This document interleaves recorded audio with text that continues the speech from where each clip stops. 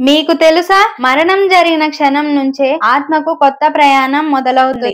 గరుడ పురాణం ప్రకారం తొలి 3 రోజుల పాటు ఆత్మ ఇంటి దగ్గరే ఉంటుంది. తన శరీరం, తన బంధువులు, తన జీవితం ఇవన్నీ చివరిసారి చూస్తూ నెమ్మదిగా విడిపోవడానికి ప్రయత్నిస్తుంది. ఈ సమయంలో కుటుంబం చేసే శరీర శుద్ధి, తులసి దళాలు, గంగా జలం, హరినామ జపం ఇవి ఆత్మ చుట్టూ పవిత్రమైన కవచం లాగా పనిచేస్తాయి. ఆత్మలోని భయాన్ని తగ్గించి దివ్యమైన శాంతిని ఇస్తాయి. శరీరం దహనం తర్వాత అష్ట సంచయం అనే కర్మ ఆత్మకు ముఖ్యమైన మలుపు. ఈ కర్మ పూర్తవగానే ఆత్మ యమలోక యాత్రను ప్రారంభించడానికి సిద్ధమవుతుంది. కుటుంబం చేసే అన్నదానం, వస్త్రదానం, దీపదానం ఇవి ఆత్మకు ముందున్న దివ్యదారిని ప్రకాశవంతం చేస్తాయి. పిండ ప్రదానం ఆత్మకు ఆహారం లాంటి. జీవితం వదిలిన తర్వాత కూడా ఆత్మకు ఆధ్యాత్మిక శక్తి అవసరం ఉంటుంది. కుటుంబం చేసే ప్రతి పిండం ఆత్మకు ధైర్యాన్ని, శాంతిని, ముందుకు సాగేందుకు బలం ఇస్తుంది. 3వ రోజున ఆత్మ నెమ్మదిగా ఇంటి ద్వారం వైపు కదులుతుంది.